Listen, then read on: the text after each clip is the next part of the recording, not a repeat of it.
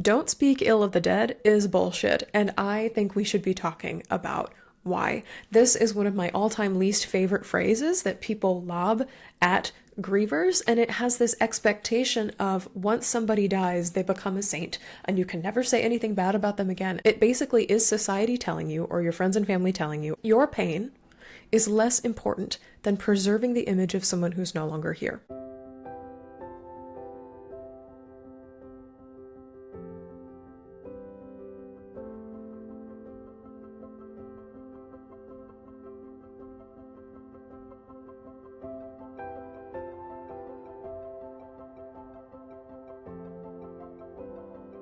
Hi there, grief growers, and welcome back to the Grief Grower podcast. I am so honored to be sitting here with you today. If you've been growing alongside me in my work for a while, welcome back. And if you are new to me and my work, hello. My name is Shelby Forsythia. I am a grief coach, two-time, very soon to be three-time author, and the founder of Life After Loss Academy.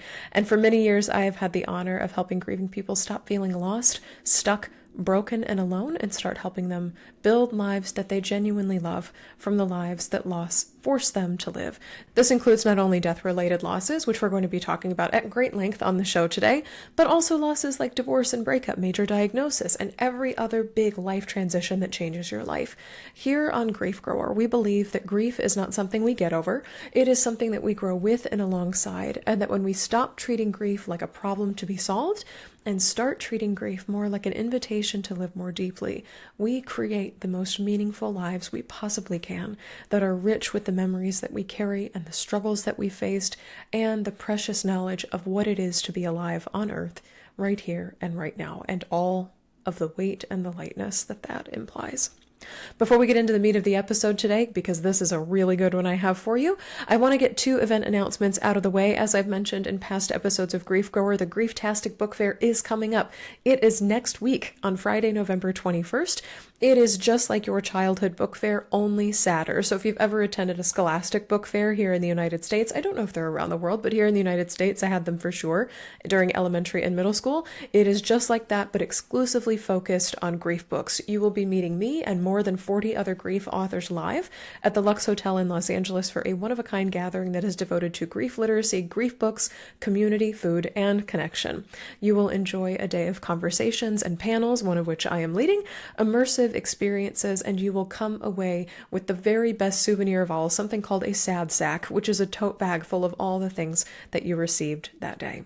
Featured authors besides me include Rachel Cargill, Rebecca Sofer, who has been here on Grief Grower, David Kessler, Hope Edelman, and Jennifer Pasteloff.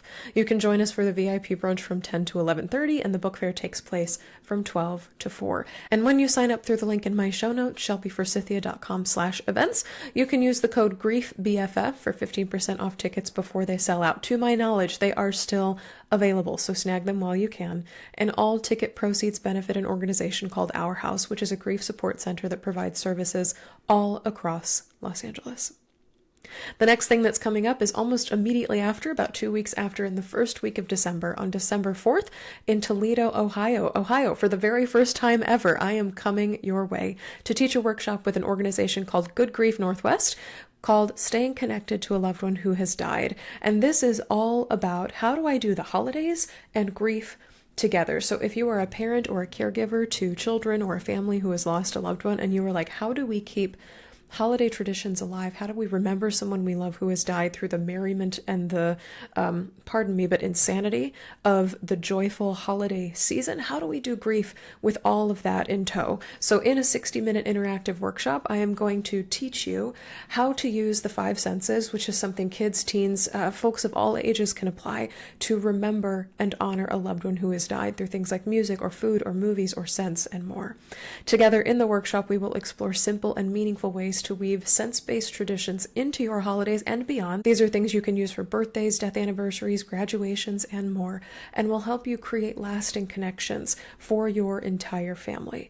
You will learn in this workshop how to use your five senses to call forward positive memories of loved ones, how to involve kids and teens and other family members in creating these traditions so you're not like using all your precious energy to spearhead the thing yourself, what to do when painful sense memories kind of overshadow the happy ones, and what to do when everybody wants something different from the holiday season. And once again, you can sign up for this workshop. Tickets are still available. They're $10 a piece at shelbyforsythia.com/events. That event does have a capacity, so please sign up sooner rather than later if you're interested in attending, and I look forward to seeing you there.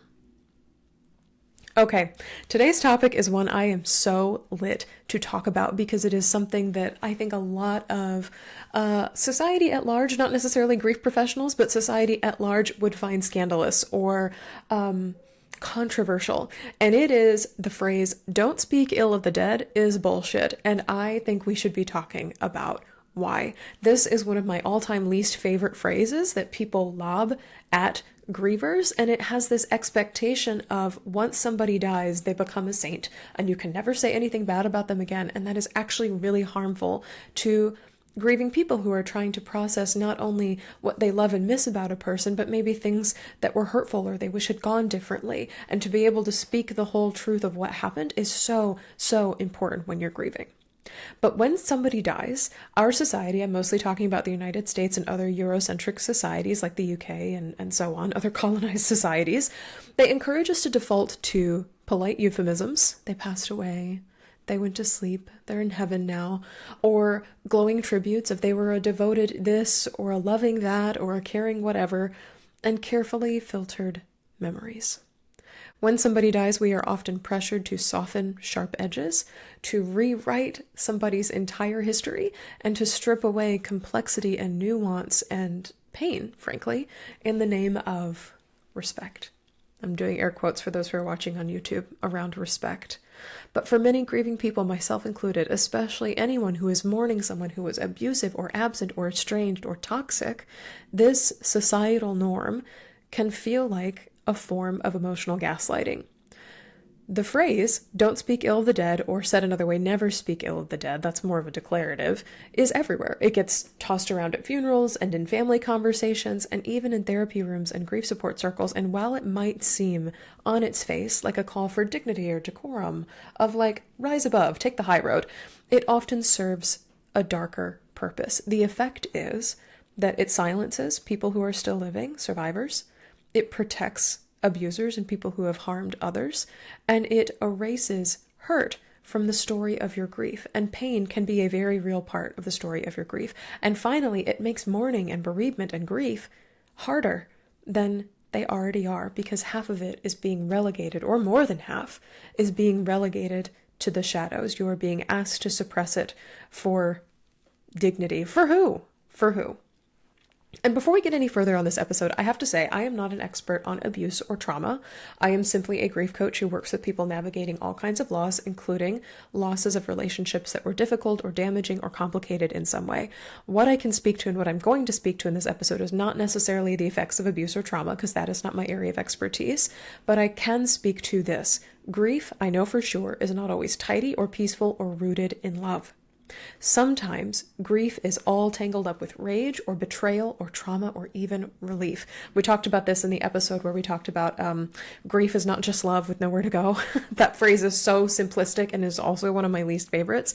And I think that when we make room for the entirety of grief, all the complexity of grief, then we get to grieve more fully. We get to tell the whole truth about it. We get to heal even more deeply than we would have if we were only allowed one tiny micron of only the positive or only the good memories or only the happy things, or only when you can say something nice. So I want to get into, where did this phrase, "don't speak ill of the dead," come from? And in my research, I found that this quote dates back to ancient Greece, and you'll have to forgive my pronunciation here. I took some Latin in high school. We'll see how well I do. The phrase is "de mortuis nil nisi bonum," and it translates to "of the dead, say nothing but good." And originally this was meant to discourage gossip after somebody died, and it was kind of like a last rite of social protection in Greek times. That's as much as I could find. But in modern times, this the year of our Lord 2025, this phrase has morphed into something insidious. It is not about preventing gossip necessarily or preserving the dignity of the person who died. It is now often used to silence real lived experiences of harm and pain. So let's transition into why "never speak ill of the dead" is hurtful to grieving people.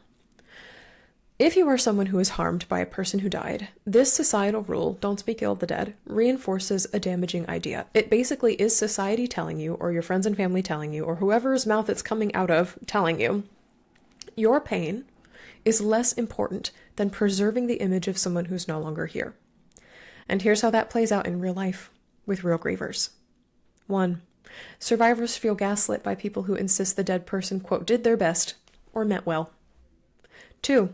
Estranged family or friends are guilted into attending funerals and pretending that they're grieving someone who abused or abandoned them. 3. Mourners in toxic relationships struggle to process mixed emotions, grief and rage, loss and relief, because there is no socially acceptable space to talk about the all of it. And 4, people in communities of faith or cultural communities with very strict sets of beliefs are pressured to forgive or minimize or spiritually bypass their loss in the name of keeping the peace in the family or in the culture, or remaining in good standing with God. But I want to say this very clearly. Grief does not become more sacred by lying about the dead. It becomes more sacred and more truthful by honoring the reality of your relationship with that person, your life with that person, even when that reality is uncomfortable. And I have to say, too, I think I'm using some heavy and weighty language in this episode. I'm talking about abusers and toxic people and narcissists and violence. But even if your dead person, even if the person who died was not someone you would refer to as an abuser or a toxic person, there are things they probably said or did or didn't say or didn't do that hurt you. You are allowed to speak those truths out loud just as much as someone who is forced to endure years of terror or violence under their influence or in that relationship. To give you an example, for instance, I publicly share a lot that my mom died without accepting my identity as a queer person. Many of our last conversations, the last 2 years of her life, I did not know they were the last 2 years of her life, but the last 2 years of her life were fights about whether or not I was going to be in heaven with my family or in hell because I was bisexual, and my mom literally could not cope with that. And while I have slowly and painfully and through a lot of different mediums found my own path to forgiving my mom regarding her words and her actions, talking about her dying with unfinished business, with things unsaid between us, and this sense that when she died, I was not loved all the way for all of me, has helped me process and cope with the grief that she died. And clients and students that I've worked with inside Life After Loss Academy share similar stories about friends or family or loved ones who said or did hurtful things when they were alive. And I often say, if we live long enough, it is inevitable that we will be hurt by others and hurt others, whether we intend to or not. And when it comes to grief, it is really normal. It's okay to mourn a lack of resolution or a failure to understand one another or physical or emotional distance, or simply the sense that some part of them could not see or hear some part of you. Telling the truth about the ways in which we were hurt by someone who died can help us not only grieve the parts of them that we love and miss, but also the parts of them that were imperfect or destructive or simply absent from our lives or our relationship with them. This is kind of the fun part of the episode where I want to get into what sparked the idea for talking about this. And these are 3 real obituaries. These are not AI generated. These are real obituaries that were printed in newspapers that dared to speak ill of the dead. And these started coming around, I'd say like 2013 to today, where people, friends and family of those who have died, published obituaries about them that some people called scathing or upsetting or brutal, because they were honest about the person's life. They were not kind. And so I want to read 3 of these for you to just share some examples of what it is like for people who are alive to tell the full truth or to tell their version, their life and reality with someone in their life they were related to or friends or family with who died, and see if this gives you sort of any permission to be more open or be more transparent about a loss that you have faced, especially if it's with a person who was less than kind to you. The first one I'm going to read aloud is from Kathleen Demlau, who was born in 1938 and died in 2018. This was first published in the Redwood Falls Gazette, and at first, Kathleen's obituary sounded like a standard notice, but about halfway through, the obituary read, quote, "She abandoned her children, Gina and Jay, who were then raised by her parents. She passed away on May 31st, 2018, and will now face judgment. She will not be missed by Gina and Jay, and they understand that this world is a better place without her." This is very simply said. It's like, she abandoned her children. She will now face judgment. She will not be missed, and the world is a better place. And these 4 sentences, these statements, shocked people who read this newspaper, but for many survivors of toxic or estranged parent relationships, reading this obituary was like, oh, like a breath of fresh air. Someone finally told the truth about a person who was less than loving in life. I will say I found this obituary online, but it was removed from the newspaper's website just a week after it was published because many readers of the paper argued that it, quote, went too far. But my hunch is that these readers believed in the myth of don't speak ill of the dead, or another similar phrase of if you don't have anything nice to say, don't say anything at all, which is another way of silencing people who have been harmed and abused. The second one, this one's a little bit longer, is for Leslie Ray Sharping, who was born in 1942 and died in 2017. And this was originally published on the Carnes Funeral Home website and read, Leslie Ray Popeye Sharping was born in Galveston on November 20th, 1942, and passed away January 30th, 2017, which was 29 years longer than expected and much longer than he deserved. At a young age, Leslie quickly became a model example of bad parenting combined with mental illness and a complete commitment to drinking, drugs, womanizing, and being generally offensive. Leslie enlisted to serve in the Navy, but not so much in a brave and patriotic way, but more as a part of a plea deal to escape sentencing on criminal charges. Woof. Leslie's hobbies included being abusive to his family, expediting trips to heaven for the beloved family pets, and fishing, which he was less skilled with than the previously mentioned. Leslie's life served no other obvious purpose. He did not contribute to society or serve his community, and he possessed no redeeming qualities besides quick-witted sarcasm, which was amusing only during his sober days. With Leslie's passing, he will be missed only for what he never did, being a loving husband, father, and good friend. Leslie's passing proves that evil does in fact die, and hopefully marks a time of healing and safety for all. This is a brutal one. This is a recounting of a person's life who seemed to be kind in no way at all, and the obituary's writer, who was Leslie's daughter, explained that she wanted to reclaim truth and dignity for everyone surviving the aftermath of his life here on Earth, even if it meant tarnishing the memory of him. And she told a CNN affiliate at KTRK in a statement, quote, "I am happy for those that simply do not understand. This means you had good parents. Please treasure what you have."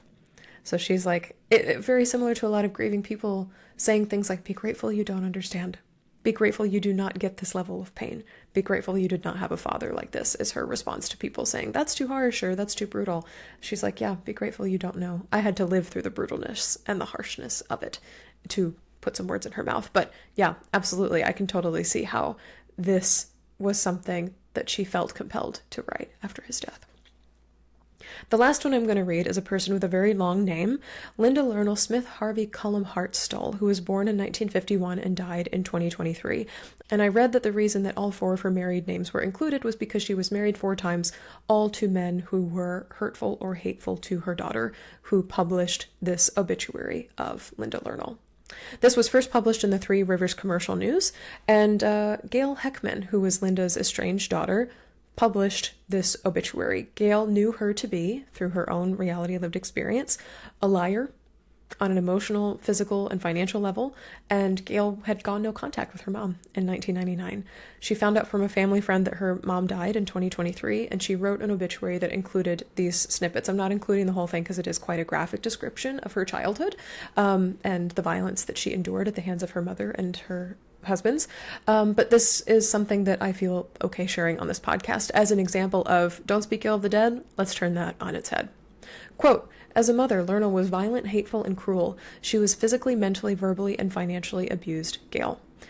In March of 2023, Gail unexpectedly found out who her biological father was through a popular online DNA service.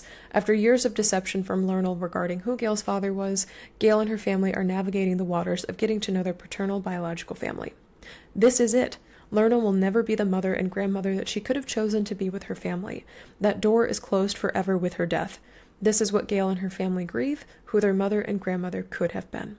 Lernell will not be missed by Gail or her family. They all understand the world is a much better place without her."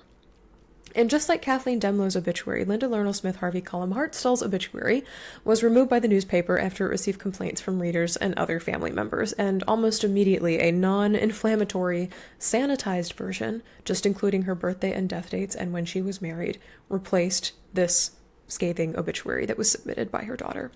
Jordan Wilcox, who is an assistant publisher of Wilcox Newspapers that originally published the first obituary, told the Detroit News, which is, to be fair, a conservative libertarian newspaper as far as I could tell from a Google search, was sharply criticized for removing the first obituary, with many people claiming that the paper's publishers and editors were, quote, abuse apologists. And I am inclined to agree. I have to say, though, beyond newspapers and obituaries, other media in recent years have also opened up discussions about it being okay or normalized or validating to speak ill of the dead. I, for example, vividly remember reading Cheryl Strayed's essay called Baby Bird, which is a Dear Sugars column that was published in the Rumpus in 2010. Content warning there for graphic childhood sexual assault. And there's also a more recent book written in the past few years that I know some of you are probably thinking about right now by the Nickelodeon child star Jeanette McCurdy, titled I'm Glad My Mom Died. Each of these, and so many more media and resources, has served as cathartic outlets for survivors of abuse and trauma and violence to see themselves in the lives of others and to feel permission in their own way, whether publicly or privately, to speak ill of their own dead. And the way I see it, these individuals' comments on the lives of those who've died were not written to be meaninglessly cruel. These people are not doing this for no reason. They were written or broadcast or put into essays or put into audiobooks because healing often requires honesty, especially for those who have been denied honesty in life. And with each new scathing, quote-unquote, obituary or tell-all memoir about a person who was less than loving in life, a doorway to grieving more fully and more transparently for all of us is opened. And I want to drill down on this statement that telling the truth does not make you cruel, because speaking ill of the dead is not about vengeance. For some people it is, but for most people it's not about vengeance or revenge. It is about reclaiming narrative power, the power of your story when your lived experience or your voice or your story was denied or diminished. You are not mean for telling the truth. You are not disrespectful or a bad child or a bad family member for naming very real harm, and you are not a monster for having mixed or messy feelings about someone who died. And I have to say that many grieving people that I've spoken with that have been clients and students, or whose stories I've read online or in books or listened to on podcasts, they say things like, I did not begin to truly grieve until I felt permission to tell the whole story about who this person was to me, what they did to and with me, and what the finality of their death means, because that is a whole new plot twist in the story of your relationship to them. And some of the most agonizing grief that I have witnessed has come from people grieving someone they had a complicated or a painful relationship with. So these are like little, or big, you can feel them as big, permission slips that I want you to know if this applies to you right now. If you are grieving someone who is estranged from you, who abused you, or you simply had a complicated relationship with. Number 1, you are allowed to feel relieved and grieving at the same time. You can be so glad that they're dead, and also heartbroken that things will not ever be different. That is a closed door for all of the joy and all of the pain that that implies.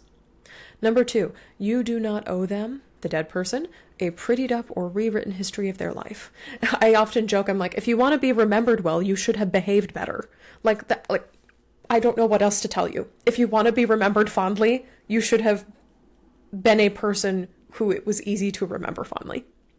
Number 3, you are not obligated to protect their image if they did not protect you, your heart, your mind, your body, or your spirit. Number 4, you get to grieve the parent, partner, friend, sibling, insert relationship here that you needed in the moment, in your life, and not just the one you were had. Said another way, you will not only grieve for the person they were in life, you will grieve for who they could have been or who they were supposed to be for you. I see this so much with parent loss especially, or with loss related to violence or addiction. If they could have been a different person, they could have made different choices, they could or have or should have been a different influence in my life. And they weren't. And that is worth grieving just as much as the truth of the life that they lived. And none of these permission slips, these little 4 bullet points, are about you being mean, again, for the sake of being mean. You're not just doing it for no reason. These permission slips are about allowing you to feel free, to feel the entirety of your grief, even the parts, and especially the parts that are less than lovely or less than pretty according to other people's eyeballs. They are about expanding your definition of grief so that there is room for all of you, everything from if you had any happy memories, all the way to the devastating truths of what you lived with this person who died. As we get to the end of this episode, I want to tell you, here's what to say. When someone tells you, don't speak ill of the dead.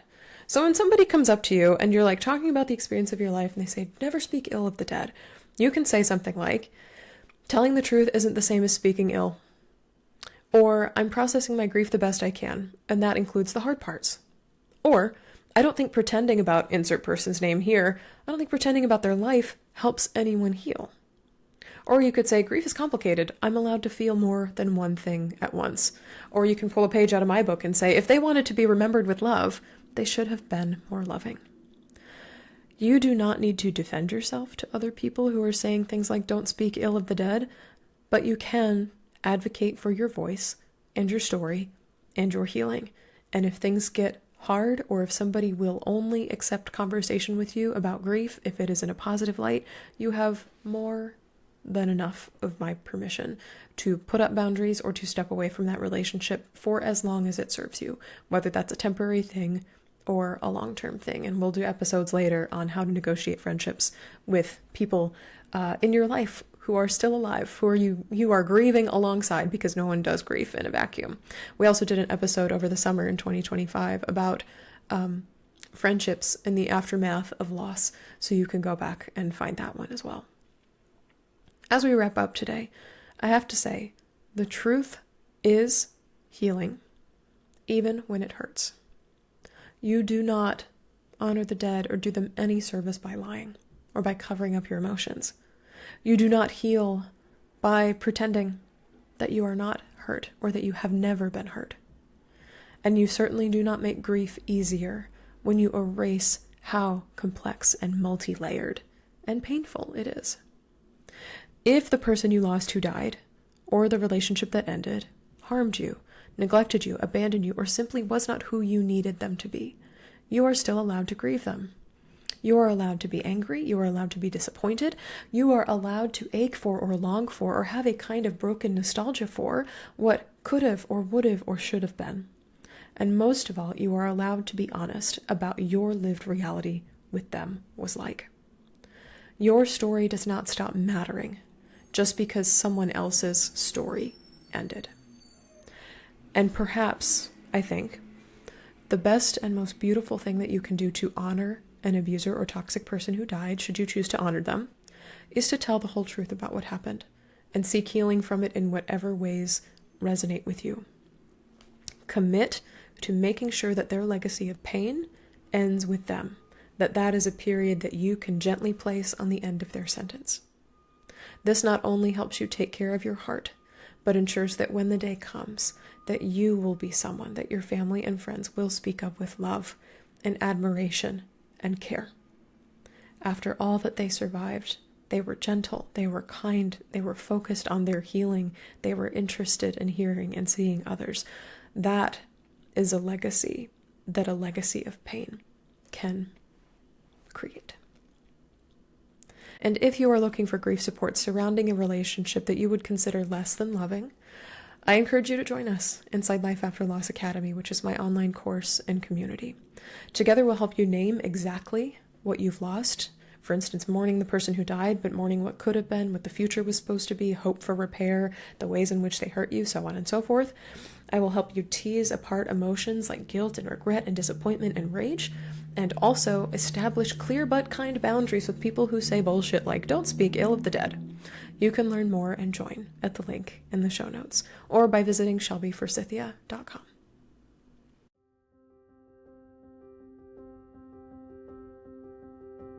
That's all for this episode of Grief Grower. Thank you so very much for joining me today. If you're looking for grief support beyond this show, you can find free workshops, blog articles, and my signature What's Your Grief Support Style quiz at shelbyforsythia.com/links. And if you'd like to get support for your unique loss experience, join us in Life After Loss Academy, my online course and community. There, I'll walk you through my 5-step grief framework, GRIEF, for rebuilding after loss, and you can get live coaching from me every single week to answer your questions. Replays of our coaching sessions are always available if you can't attend live. It's just $33 a month to join, or $22 a month if you're a marginalized or financially stressed griever, and you can cancel at any time. If this podcast felt validating, comforting, educational, or otherwise helpful to you, please do subscribe and leave a review on Apple Podcasts or Spotify. And be sure to share this show with a friend, because you never know what someone you love is going through. Grief Growers, hosted by me, Shelby Forsythia, with theme music by Addie Goldstein. Until next time, Grief Growers, I see you. I am so incredibly proud of you and the work that you're doing in the world. And I love you, because even through grief, we are growing.